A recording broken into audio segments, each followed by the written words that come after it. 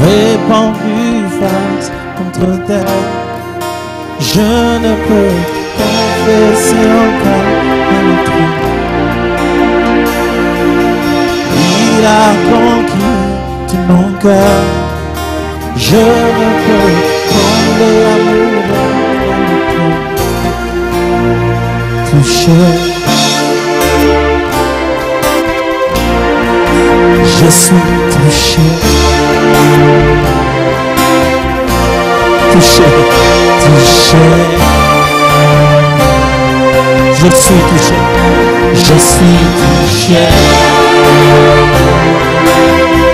Touché, touché. Je suis touché. Je suis touché. Touché.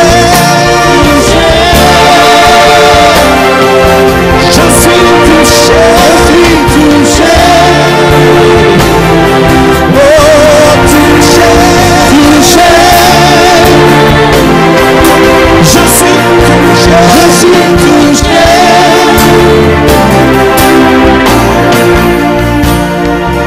Répandu face contre terre, je ne peux confesser encore notre Dieu. Il a conquis tout mon cœur. Je ne peux combler l'amour d'un autre homme.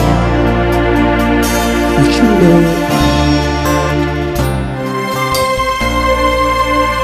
suis touché.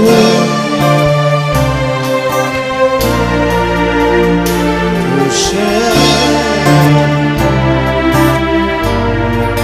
Je suis touché.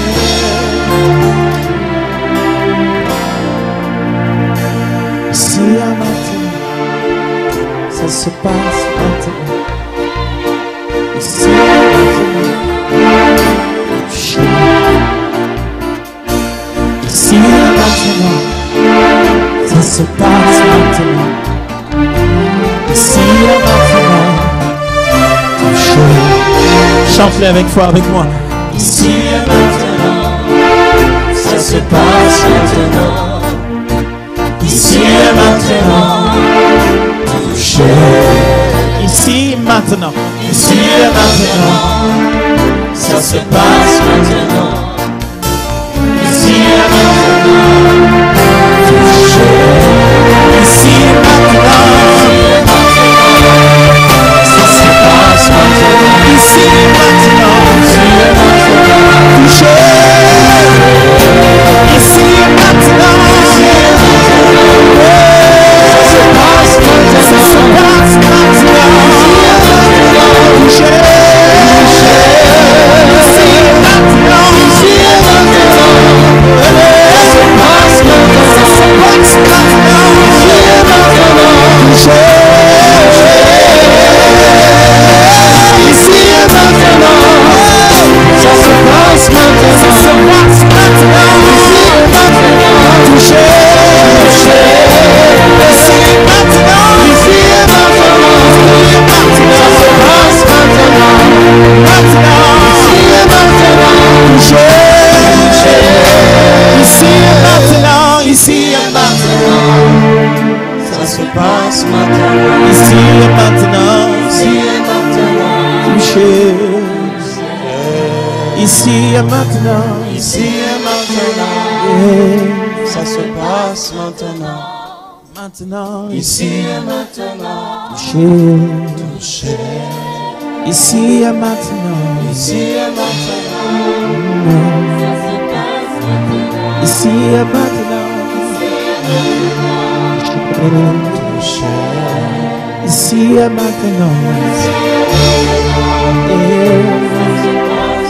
ça se passe maintenant. Touché. Ici et maintenant, pendant que nous te prions. Ici et maintenant, pendant que nous avons nos cœurs et nos esprits.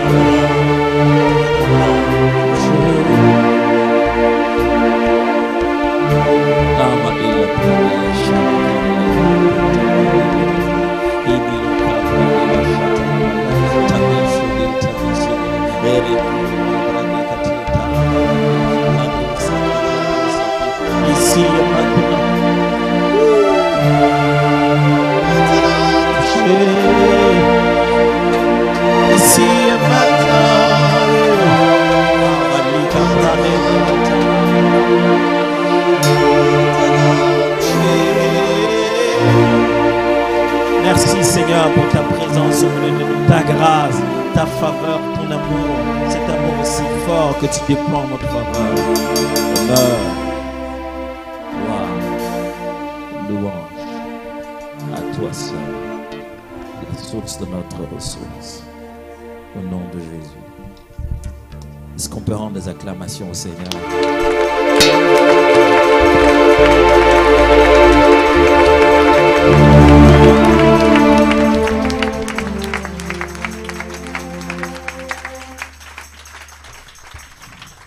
Amen, on peut se rasseoir. Je venais de lire avec vous dans Marc chapitre 5. Souvenez-vous que Marc est le tout premier de tous les évangiles qui sont écrits. Même s'il ne se présente pas à la première place, la première des choses qui a été rapportée et écrite concernant la vie de Jésus, c'est le livre de Marc. Même si dans l'ordre que présentent les Nouveaux Testaments, on a tendance à commencer par Matthieu, puisqu'il contient des éléments très généalogiques et beaucoup plus abondants. Mais en réalité, chronologiquement, c'est Marc qui a été écrit. Marc a été écrit sur la demande des auditeurs de Pierre, qu'il entendait souvent prêcher et interpréter par son petit-neveu appelé Jean-Marc, Marc dans le nom. Donc l'évangile de Marc est écrit vraiment comme si on résumait une prédication. C'est pourquoi il y a peu de références en matière de temps. Vous entendrez chaque fois ces petits mots. Aussitôt, Jésus s'en alla, aussitôt. Les mots aussitôt, c'est des jours, des mois, des années même qui séparent un endroit à un autre. Mais les évangiles tels que celui de Luc, qui sont écrits par Luc, justement, qui ne fut pas un apôtre, il précise bien dans son compendium qui avait à la fois l'évangile selon Luc et ce qu'on appelle les actes des apôtres, que cette démarche était de faire des recherches pour se rassurer que ce que l'on disait au sujet de Jésus était scientifiquement correct. Lui, médecin de son époque, donc faisant partie de l'élite scientifique, il a commencé à faire des recherches pour rassembler les informations. Après, on a aussi le contenu de Matthieu. Et puis vous savez très bien le contenu de Jean. Mais au point de départ, celui qui a stimulé tout le monde à pouvoir présenter de façon aussi claire les récits de Christ et de manière écrite, c'est cet évangile de Marc. Marc donc nous présente comment Jésus a œuvré, travaillé, ce qu'il a fait. Pourquoi? Parce que Marc est l'écriture d'une prédication. Il écrit Pierre en train de prêcher sur Jésus. Et donc le Jésus qui est présenté dans Marc est un Jésus actif. Il quitte ici, il va là-bas, il quitte ici, il va là-bas, il quitte Tours, il va à Nantes, mais pas en voiture. Il va de lieu en lieu, partout on veut rencontrer les épisodes de Jésus en train de travailler, en train de faire quelque chose. Et là, Jésus vient de descendre, et on vient de le chercher au beach. Il arrive, il y a un besoin. Un des chefs de synagogue, appelé Jairus, vient le voir et lui dit, écoute, j'ai un problème. Mon enfant est très très malade. Et il est très précis dans sa demande, n'est-ce pas? Il dit, viens, impose-lui les mains et il sera guéri. Il sait, le chef de la synagogue est clair, il connaît sa demande. Et je viens chercher celui qui impose les mains et guérit les malades.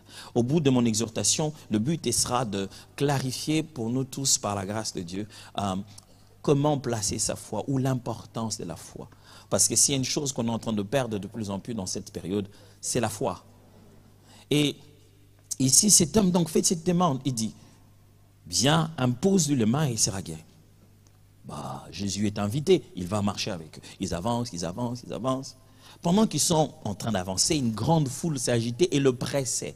Quand on dit que la foule pressait Jésus, ça veut dire que les gens essayaient de le toucher, essayaient d'entrer en contact avec lui. Du coup, Jésus marchait au rythme de la foule. Plus la foule marchait vite, plus Jésus aussi se déplaçait. La foule voulait un contact avec Jésus. Ce n'est pas la première fois. Dans la Bible, vous voyez plusieurs fois un moment où la foule allait toucher Jésus des forces. Parce que la Bible dit quelque chose sortait de lui et les guérissait. Donc ce n'est pas d'aujourd'hui que les gens aient envie de toucher un homme de Dieu parce qu'ils pensent qu'en le touchant, le Seigneur le visiterait. On ne le fait pas de force. Jésus ne voulait pas être la star. C'est les gens qui croyaient qu'en le touchant, ils allaient être guéris. Et on est encore dans cette situation. Même cas de figure. Les gens veulent toucher Jésus, la foule le presse par-ci par-là. Jésus, Jésus, Jésus. Pendant qu'il est en train d'aller chez Jairus. Subitement, il s'arrête. Il demande, quelqu'un a touché mes vêtements.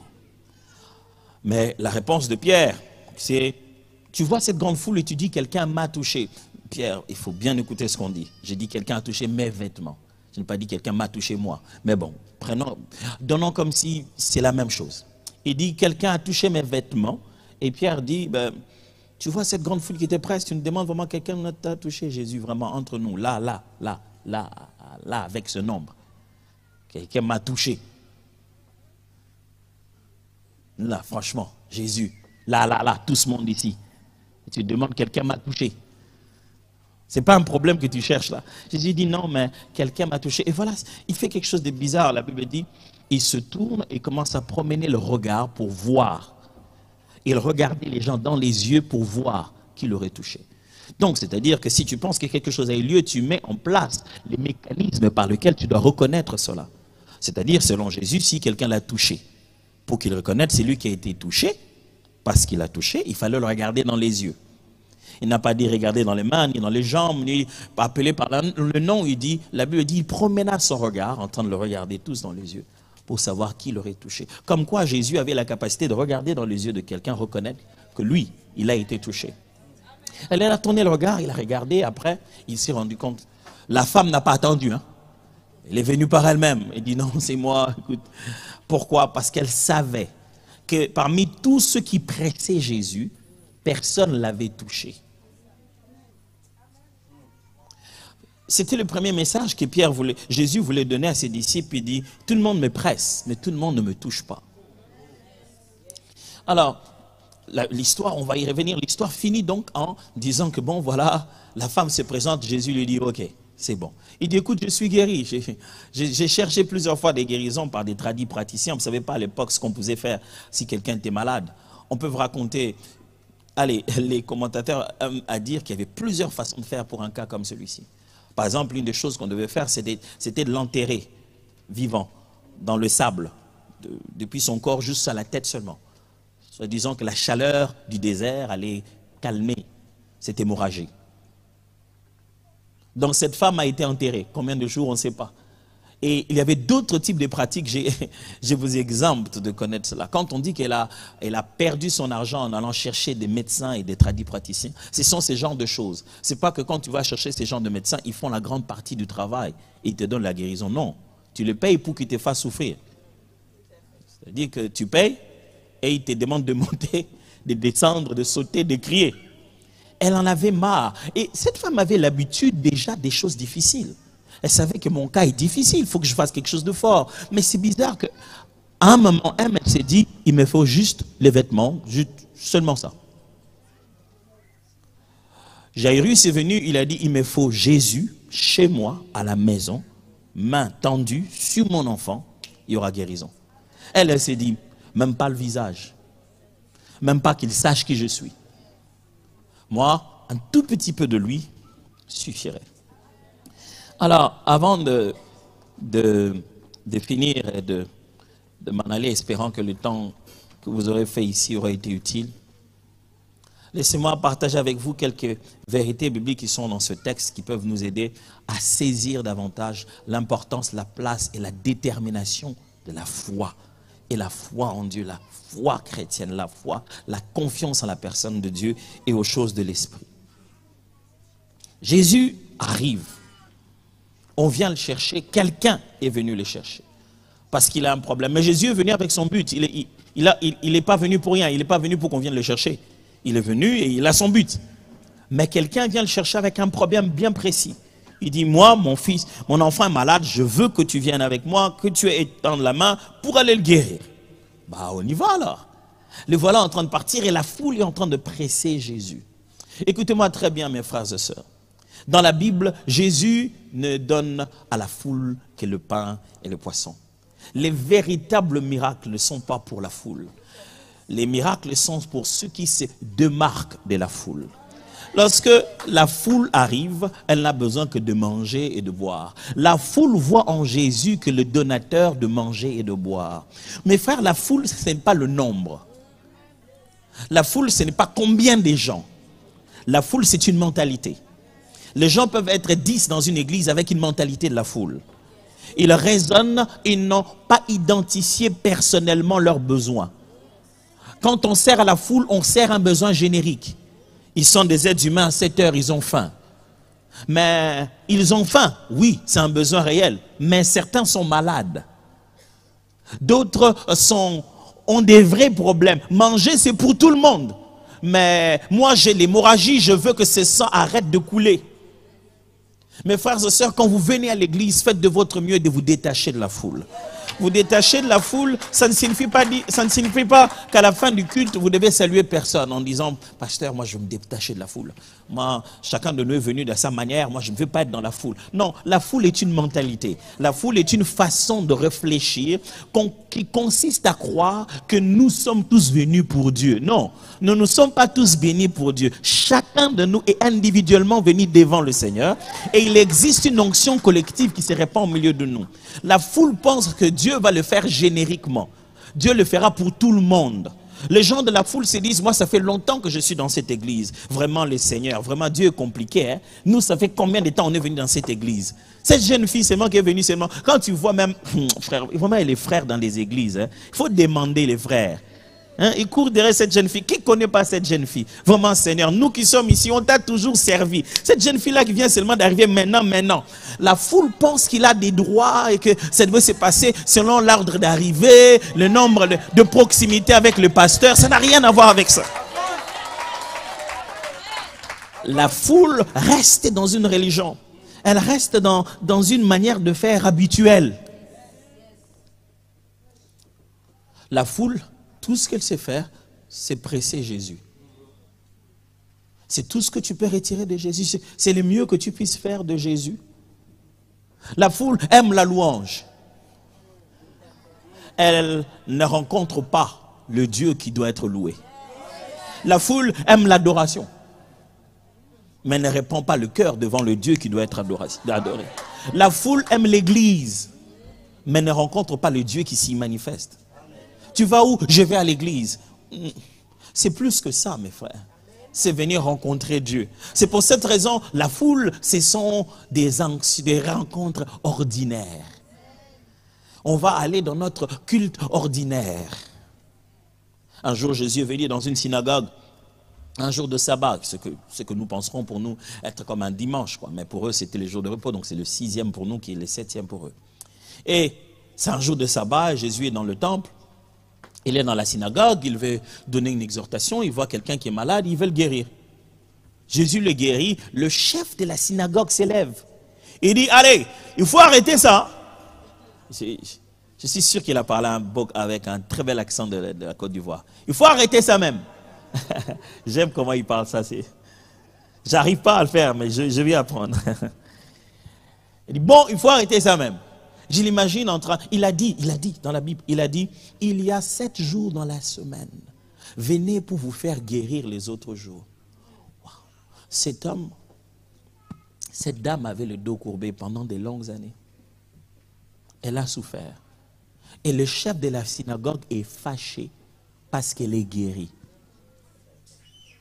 Parce qu'il préfère encore respecter la religion et la tradition que la manifestation de Dieu.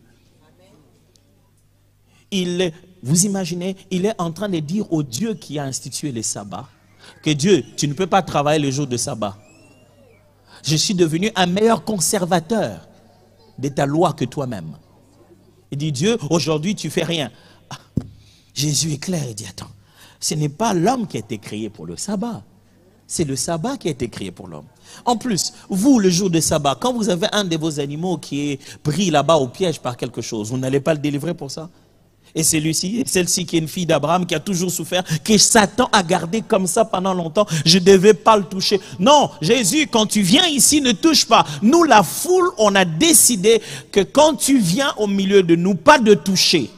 C'est pour ça que nos dimanches sont sans toucher. Nos réunions sont sans toucher. On n'a aucune attente. On vient avec une mentalité de la foule, de pouvoir remplir juste notre sentiment d'avoir dit, j'étais à l'église. Est-ce qu'on vient juste à l'église ou bien on vient à la rencontre de Dieu? Oh, les mêmes personnes, dites-leur que c'est une retraite. Tu verras qu'ils auront une autre soif. Comme si à la retraite, Dieu retrousse les manches. Il dit aujourd'hui on va bosser. Et le dimanche, Dieu s'habille en veste. Aujourd'hui, on respecte un peu comment on est habillé. On vient pour une rencontre officielle. Jésus dit non, même les dimanches, mon Père œuvre, moi aussi je œuvre. Mais ce n'est pas ça seulement. On voit que cette femme se démarque de la foule. La foule presse Jésus, mais n'obtient rien. Et quelqu'un touche. Pourquoi? Pourquoi le fait que cette femme est touchée, le pan de la robe de Jésus, était différent des autres? Pourquoi? Est-ce que les autres n'ont pas touché vraiment le pan de sa robe? Tout commence par cette histoire où la femme s'est dit elle-même, si seulement. Nous avons deux personnes. Jairus qui a sa façon de voir. Il dit, viens chez moi et impose le main sur mon enfant et il sera guéri. Waouh, on croirait que c'est la foi ça. C'est dit, ah les gars, il est bon. Il sait déjà que quand Jésus arrivera, il étendra la main, il sera guéri. Mais par contre, c'est le doute. Il y a deux choses dans la vie. Que juste à cause d'une petite erreur, tu peux alimenter l'autre, l'un à la place de l'autre, l'une à la place de l'autre. L'une s'appelle doute, l'autre s'appelle foi. Ils se ressemblent beaucoup. Deux fois dans l'église, nous alimentons notre doute au lieu d'alimenter notre foi. Le premier dit, viens chez moi, étends la main sur mon enfant, sera guéri. L'autre dit, 6 mois. Pas lui, j'ai rien à faire, je ne sais pas ce que lui il a à faire. Moi, je pense qu'il en a suffisamment.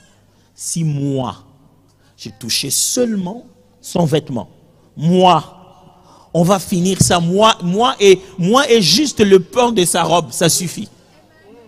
Je n'ai pas besoin qu'ils connaissent ma famille, qu'avant de partir, ils m'imposent les mains spécialement. Je n'ai même pas besoin qu'ils me mettent dans la liste des gens guéris. Elle ne s'attendait même pas que Jésus puisse savoir qu'il l'a touché.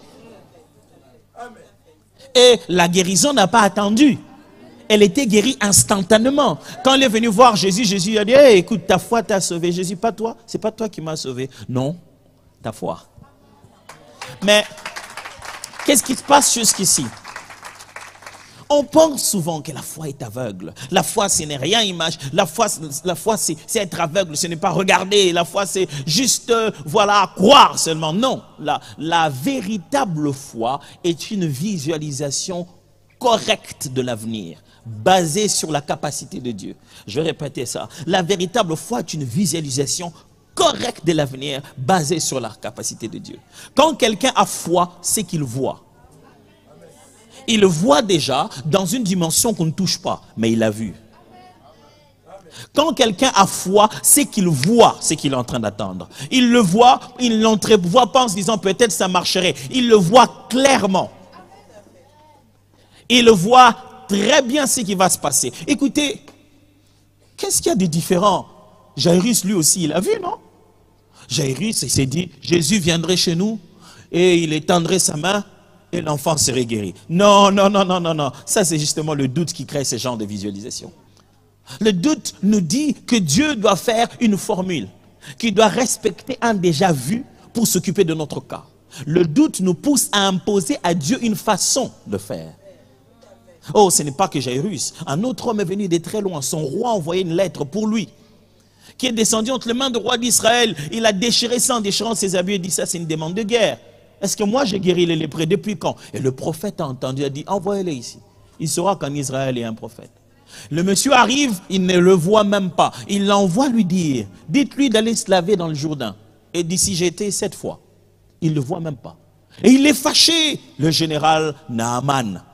Il s'est dit, mais moi je croyais qu'il allait sortir, qu'il allait étendre sa main et qu'il allait guérir ma lèpre. Il me rappelle beaucoup Jairus. Il savait comment Dieu va le faire. Si vous devez savoir quelque chose, vous devez savoir que Dieu, il lui faut rien, presque rien, pour fixer votre grand problème. Si votre vision de l'avenir, c'est que Dieu, il est encore petit dans la foi, il ne connaît pas ces choses. Ces choses, il faut bien regarder. Hein. Je trouve ça un peu bizarre. Nous, on est vieux dans la foi, Dieu ne fait rien. C'est parce que tu es vieux, parce que tu crois voir que tu es aveugle. Écoutez une autre femme qui est syrophénicienne, elle arrive, Jésus, son enfant. Jésus dit, madame, pardon, moi je ne fais pas ces choses-là ici, c'est pas dans mon territoire. Il dit, mais écoute, il dit, ah maman, on ne donne pas la nourriture des enfants aux chiens.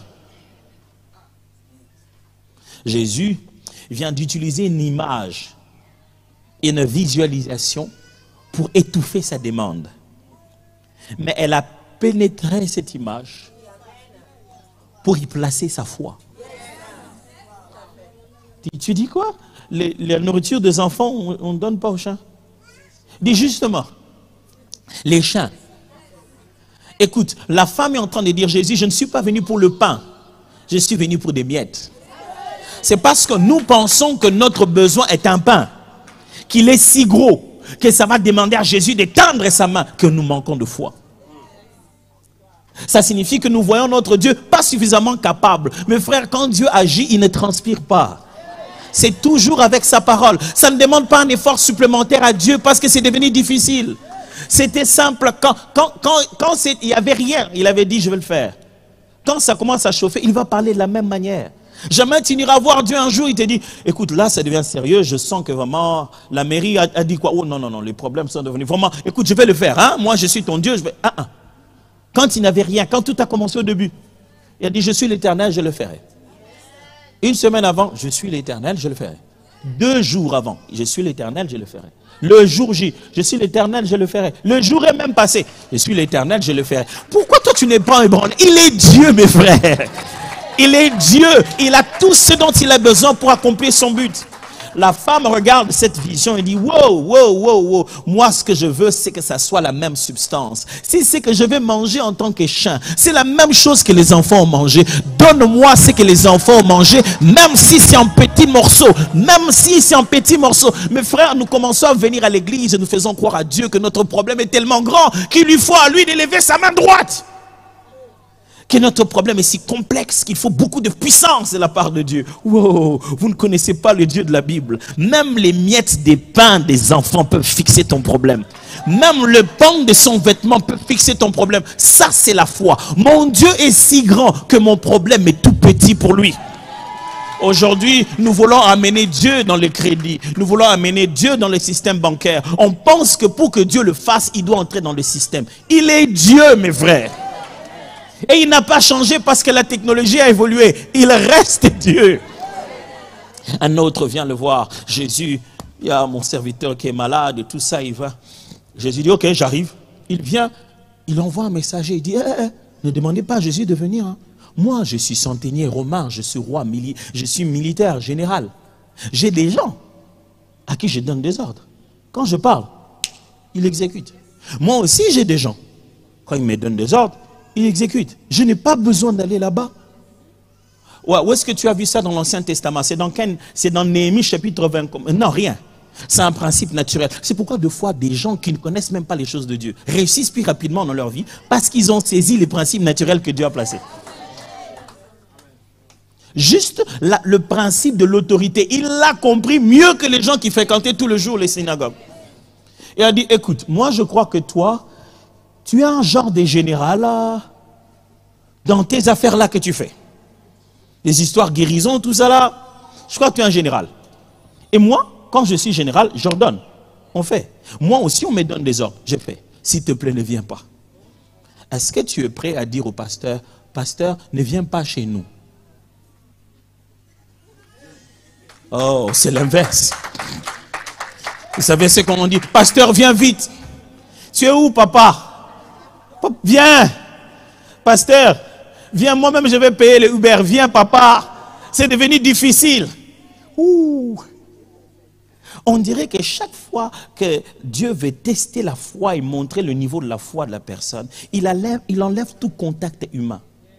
Quand pour le jour de Naaman, Élisée a dit qu'il aille là-bas, je ne vais même pas le voir. Tant pour le jour de la femme au sang coulant, dit, je ne vais même pas voir sa tête, je vais juste le prendre la robe. Tant pour le jour du centenier qui dit, qu'il ne vienne pas. Qu'il ne vienne pas. Je ne veux même pas qu'il ne vienne pas. Oh, pour lui, la meilleure façon d'honorer Jésus, c'est qu'il ne soit pas présent. Oh. C'est quoi ça? Tu ne veux pas le recevoir chez toi avec jus? Seigneur, voilà, tu es là. Vous savez, une des choses qui tue dans notre église, c'est que nous nous sommes trop habitués à nos hommes de Dieu. Du coup, on n'attend plus rien d'eux. On se demande si ce jour-là, ils prêcheront bien ou pas. Si ça nous a bien fait ou pas.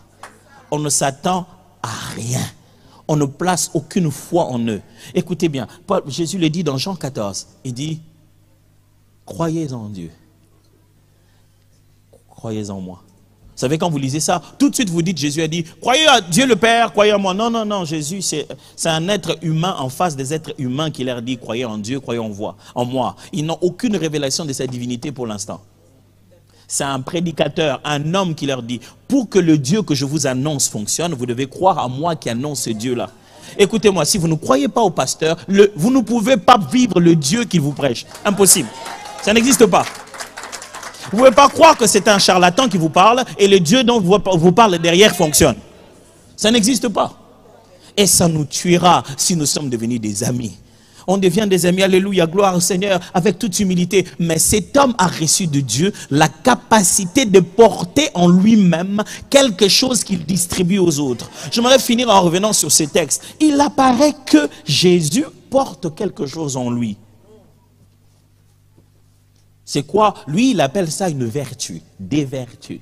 Il a dit, quelqu'un a touché mes vêtements parce que j'ai senti une vertu me quitter. Il l'a senti. Jésus a senti que quelque chose est parti de lui. Le mot qui est là, littéralement, veut dire une dose est partie. C'est-à-dire qu'il se promène quotidiennement avec la dose de chaque guérison.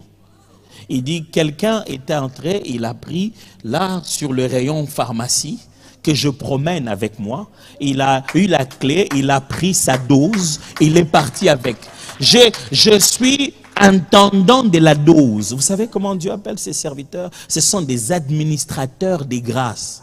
Il dit, je suis intendant de la dose, je gère la dose, mais on m'a dit, si quelqu'un a une autre clé qui s'appelle la foi, je n'ai pas besoin de lui interdire. Il peut entrer lui-même, il peut ouvrir lui-même, il peut prendre lui-même, c'est tout. C'est bon. Chaque fois que je vois quelqu'un avec ça, je n'ai même pas de discussion à faire.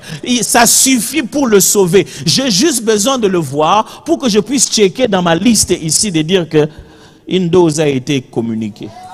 Il dit, je vais juste le voir. S'il l'a eu, je le verrai dans ses yeux. Laissez-moi le voir, je verrai. Parce que quand quelqu'un a été touché, il n'est plus le même. Il ne regarde plus pareil. Quelque chose, on ne peut pas fake la visitation divine. Quand quelqu'un a été touché par Dieu, c'est authentique. Il dit, laissez-moi le temps, je veux le voir. Si je regarde bien, je veux voir celui qui a été réellement touché. Je sais, il a pris la dose, je le verrai. Si quelqu'un est ivre, je vais le voir. Donnez-moi quelques minutes, je veux voir qu'il est ivre. Je sais la dose qu'il a pris. Si je le regarde dans les yeux, je le verrai.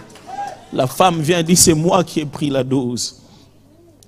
J'ai pris la dose. Est-il possible que tous les jours à l'église, ici, pendant nos louanges, pendant nos temps de prière, il y a des doses? Est-il possible que dans les hommes de Dieu qui nous dirigent, l'Éternel a donné des doses et que tout le jour qu'on le regarde, on le regarde juste comme n'importe qui? Ce ne sont pas les apôtres qui ont initié l'idée de commencer à prendre leur mouchoir. Ce sont les hommes eux-mêmes qui ont dit, je pense que je dois prendre ce mouchoir-là, ça me suffit. Et vous savez quoi? Leur mouchoir, je ne vous demande pas de prendre le mien. Leur mouchoir, la Bible dit, il le plaçait sur des gens qui avaient des esprits mauvais. Et les esprits mauvais étaient capables de reconnaître que ce mouchoir a été en contact avec quelqu'un d'une autorité spirituelle si élevée que le nom de Jésus me fait pression de libérer le corps. Aucun apôtre n'a vendu ça. Mais quelqu'un a regardé et il a cru. Aujourd'hui, nous avons des églises, il faut leur dire quoi faire en tout. La véritable foi ne demande aucun enseignement. La véritable foi initie par soi-même ce qu'elle doit faire. Aujourd'hui, les gens veulent que l'on dise, tu n'as pas encore d'enfant, achète, fais déjà la lettre. Tu n'es pas encore marié, achète, achète déjà ta robe. Le Seigneur te visitera. Parce qu'une sœur avait acheté sa robe avant. Non, la véritable foi va t'inspirer à toi-même ta propre folie. Que tu ne diras à personne. Tu le feras parce que Dieu te l'a placé dans le cœur. Cette femme n'a pas eu d'antécédent. Il n'y a jamais eu quelqu'un qui est allé toucher les pans de la robe de Jésus. Il n'y a pas d'antécédent. D'ailleurs, dans le milieu, pendant que tout le monde est là, personne n'ose penser à ses vêtements. Ils font seulement pression sur lui. Mais elle s'est dit, moi, ce sera juste ça. Une fois, une dame est venue me voir. Elle et son mari avaient des sérieux problèmes pour avoir d'enfants. Et on priait. Ils disaient pas, je ne sais pas quoi faire, pasteur. Elle faisait tout ce que le médecin demandait. Et je la portais tellement dans mon esprit, on priait ensemble. Et je me souviens un jour, pendant que je priais vraiment du fond de mon cœur pour elle, j'ai une vision où le Seigneur m'a dit, dis-lui de me servir. Vraiment, Seigneur, je veux quelque chose de... Il faut qu'on cherche des liens de famille, tu vois, les choses spirituelles on sent qu'on a prié. Elle est venue me voir, je lui ai dit, écoute, je dois être sincère avec toi. Quand je priais, le Seigneur m'a donné une seule phrase. Il m'a dit, mets-toi à son service. Vous savez, quand c'est l'esprit qui parle, c'est qu'il a parlé de deux côtés. C'est le même esprit qui a dit à Ananias, va. C'est le même esprit qui a donné la vision à Paul, que quelqu'un vient. Il dit, oui, justement, je commençais à me dire aussi, je dois vraiment faire quelque chose à l'église. Elle va à sa première répétition, sa deuxième. Elle n'avait pas fait un mois. Elle n'avait même pas vraiment commencé à chanter, d'ailleurs, elle allait encore. Qu'elle m'a appelé, m'a dit, pasteur, je suis enceinte. Quel est le lien entre répétition et grossesse? Mais la foi, c'est juste s'accrocher à cette instruction de l'esprit qui monte dans ton cœur. Cette petite instruction de rien du tout. Baissons nos têtes dans la prière. Je prie Dieu qu'il te donne une instruction. Ici, en rentrant à la maison pendant cette semaine, ce dimanche, mais que tu reconnaisses une instruction propre à toi. Et lorsque tu l'auras reconnue, aussi folle puisse-t-elle sembler, accroche-toi. Parce qu'il ne s'agit pas de juste faire ce qu'on sait faire. Ne laisse pas la foule t'embrouiller. Accroche-toi à Dieu.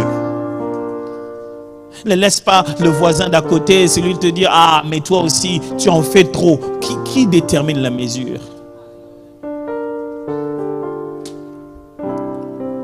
Une vérité est que selon la loi juive, puisque cette femme avait le sang qui coulait en touchant le vêtement de Jésus, Jésus devait devenir impur.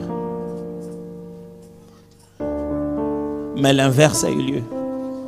Elle qui était impure en touchant juste le pan de la robe de Jésus, elle est devenue pure. Il n'y a rien que tu as qui soit si lourd que Jésus ne puisse pas le porter. Il ne faut pas des efforts supplémentaires à Dieu pour fixer ce problème. C'est léger, c'est rien du tout. Il a créé l'univers par sa parole. Crois-tu qu'il va changer de façon de faire? Il a dit, la Bible dit, il a envoyé sa parole et sa parole le guérit. Dieu est suffisamment capable de fixer ton problème sans avoir besoin de transpirer. Dieu n'a pas besoin d'efforts supplémentaires. Il est totalement et pleinement Dieu. Les situations comme les tiennes, il en a résolu depuis l'humanité, depuis la création de l'humanité. Ressouviens-toi que tu parles au Créateur, à celui qui a fait exister tout ce qui existe, qui appelle à l'invisible pour que ça devienne visible, comme si ça l'a toujours été. Tu es en train de servir un Dieu qui voit et qui sait ce qui se passe. N'essaie pas de visualiser la méthode. N'essaie pas de te dire Dieu doit passer comme ça. Il faut que ça se passe un jour du culte. Il faut que le pasteur m'appelle lui-même. S'il m'est touché, ça va bien se passer. La foi, c'est il te suffit de rien pour toucher ma vie. Dieu, il te suffit de presque rien pour transformer ma vie. Est-ce qu'on peut prier ensemble pendant un moment? Dieu, je te fais confiance. Parlons au Seigneur. Seigneur, je te fais confiance.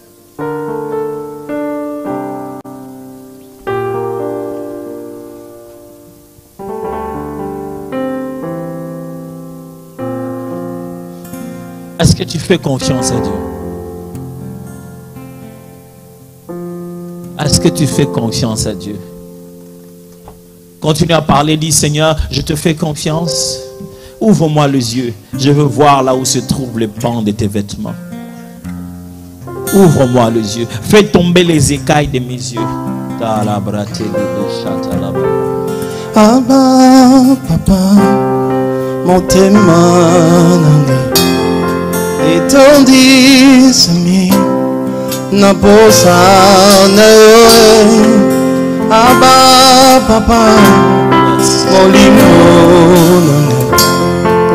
Ezoganga Olukayo Ulukai ngana kotikato kotambo langayo kosambo temananga ulangai ngana kolembateo kongumba meloyo tina bomoyinanga.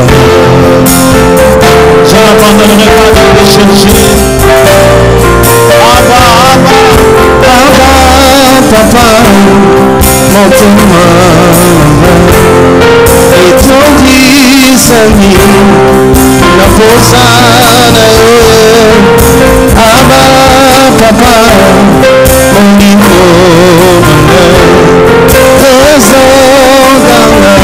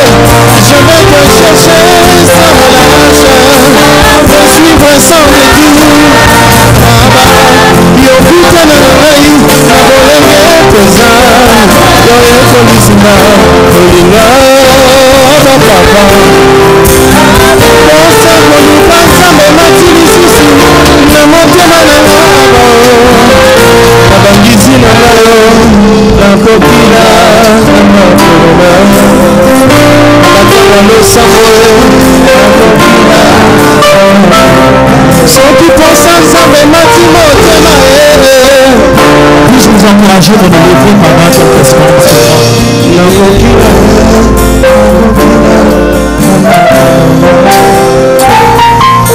J'aimerais tous ceux qui ce soir, je prie pour eux en disant, pasteur, prie pour moi parce que je crois que ma confiance à un moment s'est tellement relâchée.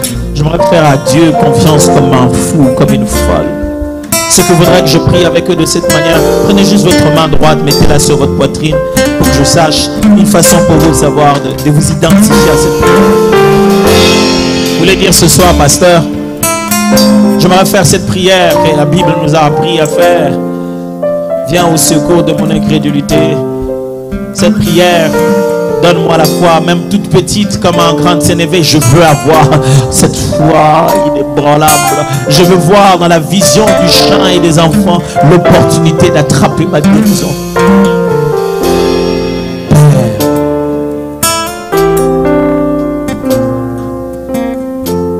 les disciples ont dit, augmente-nous la foi. C'est ce que nous te demandons. Tu veux tellement faire des choses grandes avec nous, des choses qui ne sont ni annoncées à la télé, ni montées dans le cœur des hommes, ni venues dans notre pensée. Des choses nouvelles, celles qu'on n'a jamais vues. Mais des fois, on regarde ce qu'il y a autour de nous, on regarde du déjà vu, on se dit, est-ce qu'il sortirait quelque chose qu'on n'a jamais fait avant? Pourtant, nous servons un Dieu miraculeux. Pourtant, nous servons un Dieu qui va au-delà de l'entendement. Nous voulons croire. Parce qu'il est écrit, si tu crois, si tu crois, tu verras la gloire de Dieu. Et nous avons confiance à cette gloire que tu nous prépares à voir. Je prie que chacun de nous devienne un témoin de la foi. Parce qu'il a cru, il a vu. Je prie et je déclare, Seigneur, que ce soir, chacun de nous prend cette conscience de visualiser à la manière de Dieu. Qu'il ne faut rien du tout à Dieu pour fixer ce que nous pensons être un grand problème. Ce soir, je prie que ces cœurs qui sont devenus chancelants reprennent de la fermeté. Quelqu'un qui a perdu espoir reprenne de l'espoir totalement. C'est quelqu'un qui a cru qu'il fallait quelque chose de bizarre et de compliqué revienne dans la simplicité de la foi. Qu'il suffit de croire comme un enfant que Dieu est ce qu'il dit qu'il est, fait ce qu'il dit qu'il fait.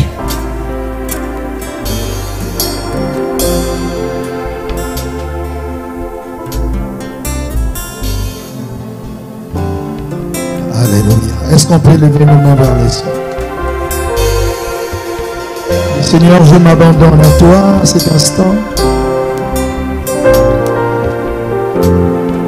Longtemps, ta vie a été touchée par des hommes, rien ne s'est passé. Cette femme a pris la décision de toucher. Et quand elle a touché, la Bible dit que les pertes se sont arrêtées. Nous allons prier, nous allons dire Seigneur merci pour cette exhortation. Et ce n'est pas une exhortation de plus, Père, mais que celle-ci vient booster, Seigneur, viens mettre en marche. Viens mettre en marche ma vie de prière, viens mettre en marche ma foi. Ensemble, levons nos voix et prions. Alléluia. Et voici ce peuple devant toi. Ce soir, tu as voulu parler, Seigneur, un instant sur la notion de la foi. Seigneur, nous voulons avoir cette foi qui crée, qui provoque des actions, qui provoque des circonstances. Cette foi qui est capable d'arrêter un cortège, Seigneur. Cette foi qui est capable, Seigneur Dieu de gloire, de permettre à ce que le ciel fixe ses regards sur notre bassesse. Merci pour l'instrument par lequel, Seigneur, tu t'es glorifié. Et que toute la gloire te revienne. Dans le nom de Jésus-Christ. Amen. Non, ça c'est Amen de deux personnes. Est-ce qu'on peut dire Amen? Non. Alléluia. Est-ce qu'on peut dire Amen? Ah, non, non, non, non. Oh, là, il y a plusieurs actions. Il y a plusieurs églises. Il y a plusieurs grâces. Est-ce qu'on peut dire Amen? Alléluia. Que Dieu vous bénisse. Je vous prie de vous asseoir. Dis à celui qui est à côté de toi, waouh.